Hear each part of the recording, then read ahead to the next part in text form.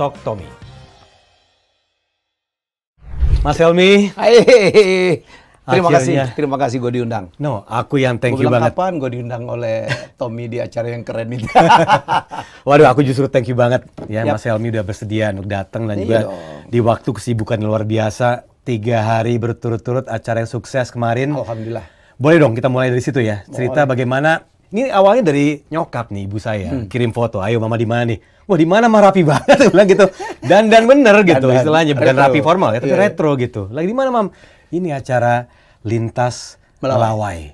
Dan ternyata aku lihat di situ aku baca infonya, wah Mas Helmy ternyata menjadi orang yang justru apa ya memanage ini semua jadi berhasil gitu. ya, Cerita dong Mas. Ya jadi saya tuh gini loh, saya tuh berutang dengan Blok M. Orang nggak banyak tahu tuh Tom. Ya. Jadi saya itu kan dulu kuliah di STAN deket Blok M. 9 tahun saya di situ, di area itu. Jadi gue makan, wah gue dulu masih gembel lah ya. Capek 2A, gaji gue nggak sampai 100.000 bayangin ya. Jadi saya berkeliling di situ, berkeliaran, main, makan. Ada AHA, ada apa ayam berkah, roti bakar Edi, it's all about. Yes. Dan menurut saya Blok M dulu keren banget. Jadi pusat pop culture Indonesia ya. Jadi trendsetter, ada movie-nya ya.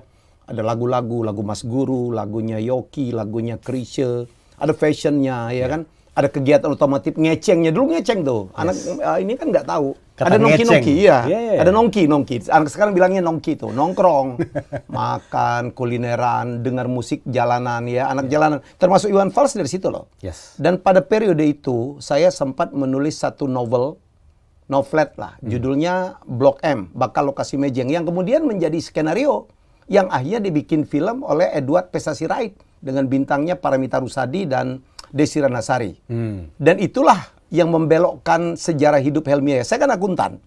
Ya, kalau saya tidak belok mungkin saya jadi kabid, kabak, direktur gitu, eselon 3, eselon 2 gitu, mungkin gitu. Tapi waktu karena kepepet, hidup gua nggak ada privilege, gua nulis itu akhirnya membelokkan saya menjadi seorang pelaku dalam industri kreatif. Dan kemarin, this time to give it back. Saya tuh kesel aja ngeliat Citayam Fashion Week meledak ya. Gue bilang itu nggak ada apa-apanya dengan 30 tahun yang lalu. Yes. Citayam Fashion Week is only fashion. Yeah. Di sini ada musik, ada kuliner, ada koreografi, ada kegiatan olahraga. Nah, suatu hari Denny Malik nih, kan dia nyanyi Jalan Sore dan sebagainya ya. Dia ini posting tentang masa itu. Ada film Flashdance dengan Jennifer Beals, ada Gejolak Kaula Muda, ada Blok M. Film gue bilang, lu ngobrolin karya orang itu karya gua tuh. Akhirnya kita Baru bertemu ya. Kita membuat ini dan alhamdulillah walaupun terantuk-antuk gitu ya. Berat banget perjuangan kita, tetapi karena kita didukung oleh DKI, ya karena saya kan ini kan DKI. Saya tuh mimpi besar Blok M kembali kayak dulu, menjadi Harajukunya Tokyo, menjadi Hongdae-nya Seoul. Kita disupport tetapi kita butuh banyak banget. Dan alhamdulillah tadi malam ya 2 malam berturut-turut pecah istilahnya. Sold out, tiket habis gitu, calonnya banyak. Jadi menurut saya, alhamdulillah. Dan saya harus jadi MC, Tom. Kenapa? Karena tidak ada orang yang ngerti tentang Blok M sedetail saya. Nah itu dia tuh ya. Ya. 3 hari berturut-turut. 3 hari berturut-turut. Jadi MC juga. Dari jam 7.30 sampai jam 11 malam. Wow. Ya. Baru tadi malam tuh berakhir. Jadi gue seneng banget hari ini di sini refresh ya. Banyak bersyukur. Saya banyak orang berterima kasih ya. Mas Helmy terima kasih. Mungkin termasuk mamanya Tommy ya. Ketemu Seneng banget ya. reunian gitu ya. Mereka it's all about gitu. Mereka di sana makan kuliner. Ada gultik macam-macam ya. Jadi happy banget. Dan Terima memang kalau kita mundur ke tahun 80-an, 90-an, itulah masa Indonesia di mana memang memantik kreativitas ya. Yes. Dunia The seni itu best. lagi berusaha The best untuk era. Yes, the best era. Musik, film semua ya. Fashion, Kuliner dan kuliner. Nah, Blok M pun akhirnya dihidupkan dengan transportasi yang ada sekarang di zaman sekarang. Ada MRT ya. Yes. Ada MRT dekat banget. Tapi yang jadi saya juga kagum adalah persiapannya ternyata pendek banget buat Mas Helmy. It's only 2 months. Gue kan sibuk banget. Saya bersyukur banget punya tim yang hebat banget. Ada Denny Malik, ada anak muda ya, namanya Rizky gitu. Ya dia yang menjadi IO-nya, anak muda banget. Attention nama IO-nya. Dan kemudian ada partner gue, kalau saya kan pernah bikin opening closing SEA Games 2 kali PON, itu ada Doni No Limit gitu, dia yang merapikan production. Denny Malik turun langsung sebagai show director, dia nyanyi juga, ya dia joget juga, gila banget. Dan saya dapat dukungan dari para seniman-seniman. Ada yang nggak perlu dibayar tuh, Mi, gue pengen nyanyi. Wow. Gratis gitu ya? Gratis. ATCB datang gitu dari Delaware gitu. Tadi malam perform 3 lagu atau 5 lagu ya. Ada beberapa orang gitu yang nggak Trioli Bells juga ada ya? Trioli Bells. Wah, Trioli Bells. With Stanley. Disco. Jadi itu yang membuat kita happy banget dan penonton semua happy. Tadi malam kita tutup dengan Cockpit ya. Gue pikir kan penggemarnya nggak banyak. Gila begitu nyanyiin lagu-lagu Phil Collins gitu. Wih, gila bener. Jadi nggak ada kebahagiaan yang lebih hebat dari itu, Tom. Pada saat kita menghasilkan sesuatu yang dinikmatin orang. That is not about money. Oke. It's not about money. Tapi lebih kemana dong berarti kalau bukan money? Kepuasan dan saya time to give it back. Saya berkali-kali time to give it back. Ya, saya berutang kepada Blok M. Tanpa Blok M, saya mungkin tidak akan dikenal sebagai seorang kreator seperti sekarang ini. Mungkin gue jadi akuntan aja, Tom. Gitu. Ini ya, kantor-kantor biasa gitu ya? Mungkin kantor lo minta gue audit. Tapi kan di situ, Mas Helmy kan, lu kan bekerja sama dengan orang-orang yang di industri yang sama. Yes. Ya mungkin kalau kita mundur sedikit juga, ini pesaing-pesaing juga ya. Oh iya. Dengan Denny Malik itu saya bersaing. Di dapat event gitu ya. Tapi demi Blok M, kita bersatu, bukan itu aja lah.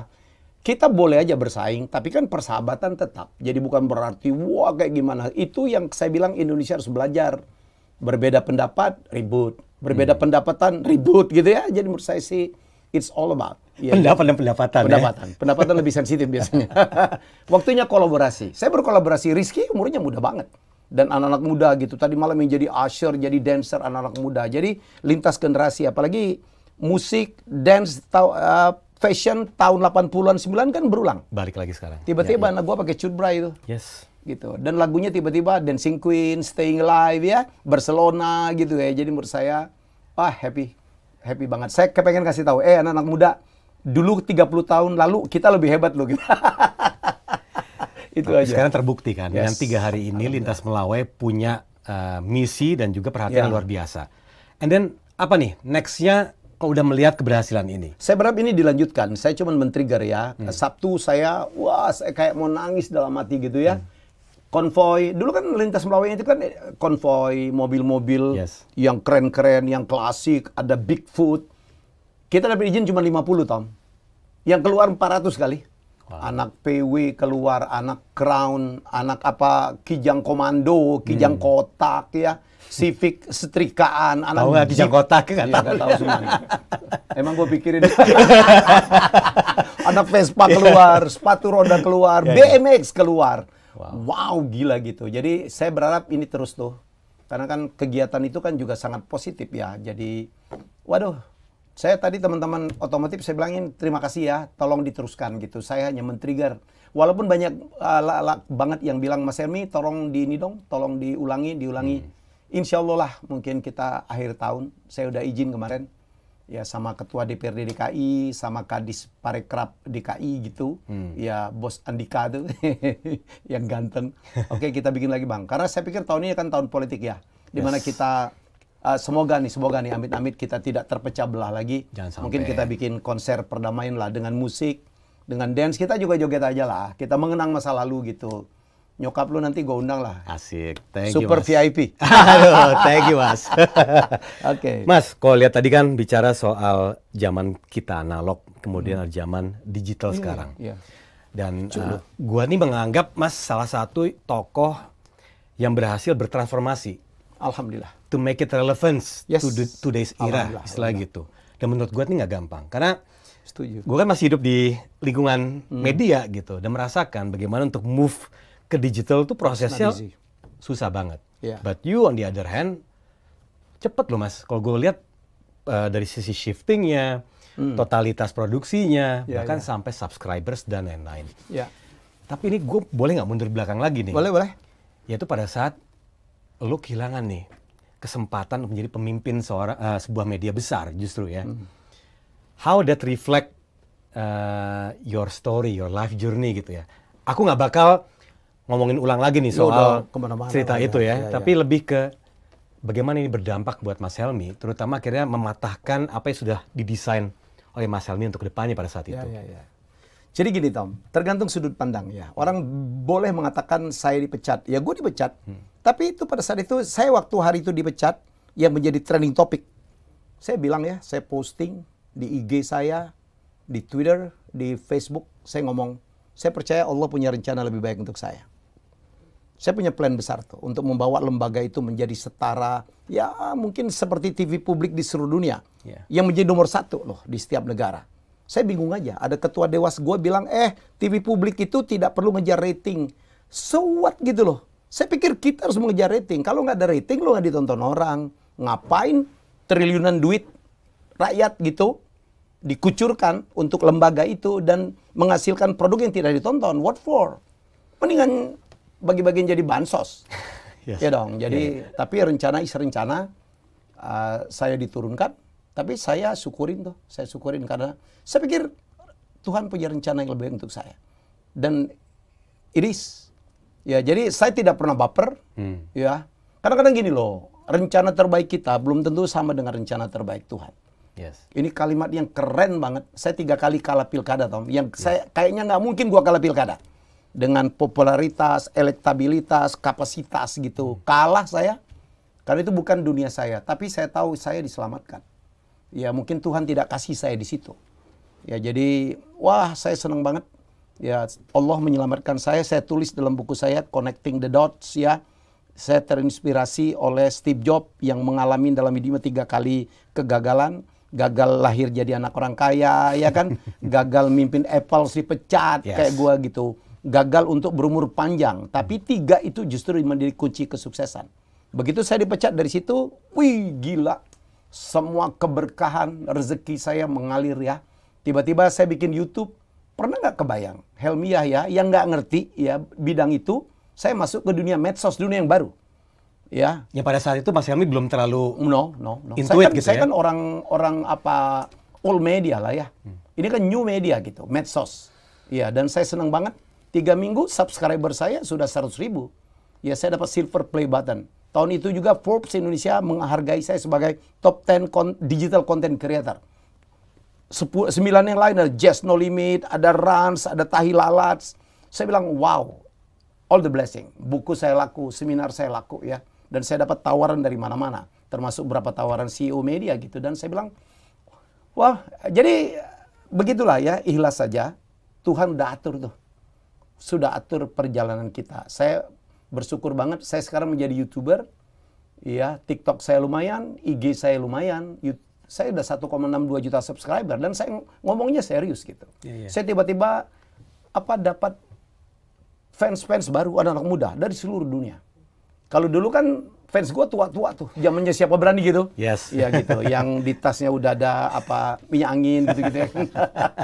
Sekarang anak-anak muda, Om foto Om, dan saya menjadi inspirasi mereka. Banyak orang, Om, saya suka banget dengan quote-quote-nya dan itu saya pakai. Itu menginspirasi saya. Itu menyelamatkan hidup saya. Itu yang menyelamatkan bisnis saya. Wow, Tom. Nggak ada yang lebih membuat saya harus bersyukur. I'm 60 now, gitu. Enjoy. Yang lain udah istirahat kali ya. Istirahat mungkin atau udah ketinggalan zaman. Ya. Kan saya udah bilang gitu. Generasi saya itu kalau nyebut BTS saja dikira tower gitu ya. Ya, kalau saya tahu kalau itu di bawahnya ada army. Nah, mereka generasi gua. Oh, tahu ya gitu. Tower ini jaga tentara ya sekarang. Duh, ketawa, nggak usah berdebat. Dan kenapa saya bisa itu? Karena saya belajar dari anak muda. Saya mengosongkan diri saya. Ya, saya mohon dari Tuhan supaya saya punya humbleness untuk terus belajar. Anak muda sekarang jauh lebih pintar dari generasi saya. Kami pintar dulu, ya kan? Ganteng dulu gitu. Keren dulu. Iya, generasi saya gitu. Tapi dunia sudah berubah. Kemarin nih, Tom, saya mau wawancarain satu anak umurnya 22 tahun. Namanya Devin Sudirjo, bapaknya pengusaha top. Perusahaannya mau IPO, kurang hebat apa. Anak ini umur 22 tahun, tamatan S2 dari Stanford. Jurusan apa? Computer Science, lebih spesifiknya Artificial Intelligence. Ini anak, kalau dia minta gaji 30.000, 40.000 US sebulan, dibayarin orang. Dia pulang, bikin perusahaan sendiri bersama adiknya. Adiknya namanya Jason, umur 20 tahun. Sekarang lagi kuliah di Berkeley. Gila anak dua ini. Mereka pulang, membuat perusahaan AI, dalam bidang education. Dan yang menarik apa? Bapaknya kan pengusaha. Dan agak marah sekaligus bangga. Tahu nggak dia bilang, Pak, papa kan pengusaha, kita kan nggak pernah turut campur ya, cawe-cawe. Nah ini perusahaan kita nih, jadi papa jangan ikut campur. Jangan cawe-cawe ya. Kenapa? Sejatinya bisnis model itu udah berbeda. Ya. Jadi saya percaya dengan anak muda yang begitu tuh. Saya banyak sekali. Sekarang saya menjadi business coach ya. Begitu saya dipecat dari sana, saya sekarang punya waktu banyak untuk membimbing anak muda. Tom, umur 60 ke atas itu kita udah harus berbeda ya. Saya kemarin ketemu sama satu orang tua yang sangat sukses, punya ratusan mobil klasik. Dia bilang, Mi, 25-60 waktu kita nyari duit. Tetapi 25-60 itu kita nanya, kalau ada opportunity, untungnya berapa nih? Tapi di atas 60 kita bilang, gue happy nggak melakukan ini? Lebih ke happiness. It's all about happiness. Oke. Dan gue udah mulai era happiness. Traveling, menginspirasi anak muda, ngobrol, belajar dari anak muda. Tapi kan mau ke politik juga sekarang nih. The same thing. Still connected. Still connected. Sama happiness. Time to share. Oke. I'm happy to do that. Saya nggak akan mungkin di depan kayak apa. Tapi saya senang banget ya ada sekelompok anak muda yang punya idealisme. Harus merubah ini negeri. Nggak boleh kita biarkan negeri ini gitu ya. Rusak sekarang. Korupsi di mana-mana. Ya, jadi saya turun ya menjadi pembimbing mereka. Saya menjadi mentor mereka. Saya di Dewan Penasehat. Terus saya koordinator konten. Kontennya saya perbaikan. Kan berubah itu partai sekarang. Ya, gini loh, nggak usah nyerang-nyerang. Kita fokus aja sama program. Program kita tuh anti korupsi, anti intoleransi. Ya, karena masa depan Indonesia adalah milik anak muda. Ya, orang-orang tua itu kita jadiin mentor aja, kasih kesempatan dong. Iya, kan saya bilang, emang anak muda mimpin mampu banget. Emmanuel Macron itu naik presiden Prancis umur 39. Yes. Dan Jacinda Ardern, Perdana Menteri Selandia Baru yang bagus banget itu. Negara pertama bebas COVID kan Selandia Baru. Yes. Ya, Jacinda Ardern naik jadi Perdana Menteri New Zealand umur 39. Ya, pemimpin bisnis sekarang muda-muda semua. Indonesia lihat ada William Tanu, ada Nadiem Makarim, ada Davin dan segala macam, muda banget, kepala dua gitu. Kenapa kita harus ngotot gitu? Jadi menurut saya, yang senior-senior, waktunya kita menjadi mentor, memberikan kesempatan lah kepada anak-anak muda. Hanya karena itu. Gue ngapain sih Tom berpolitik ribut-ribut? Enggak lah. Saya bilang, saya waktu dipanggil Pak Jokowi kan kemarin, waktu beliau ngomong cawe-cawe, saya bilang, Pak, kenapa ya sejarah kita itu ditulis dengan pemimpin pengganti itu nggak akur dengan yang digantikan? Satu. Ada semua mulai dari nol semua, pembangunan dari nol aja. Itu yang kata Pak Jokowi, model pom bensin. Tiap kali ada mobil baru datang, orang baru datang, dinolin dulu kan. Pak, udah nol nih Pak. Lu kapan majunya gitu? Atau pakai tari pucu-pucu, maju selangkah, mundur dua langkah gitu. Lo ngapain gitu loh. Jadi nomor 2, saya bilang sama Pak, kenapa ya? Kita tuh kok suka tidak setuju dengan untuk setuju. Ya, kenapa kita disagree to agree? Mestinya adalah we have to agree to disagree. Nggak apa-apa loh berbeda pendapat, nggak apa-apa, hargain pendapat orang. Teman saya ada presiden partai lain, ada ketua tim ses capres gitu, ada di partai mana, dan kita tetap bersahabat, saling menghormati. Mari kita pelihara gitu perbedaan pendapat. Jangan tiap kali orang berbeda pendapat sama kita anggap salah, musuh, gitu ya. Kita kafir-kafirkan gitu. Kapan kita mau maju, bos? Jadi menurut saya, makanya saya tampil sekarang 60 tahun saya menahan diri nggak masuk ke partai politik. Sekarang baru ya.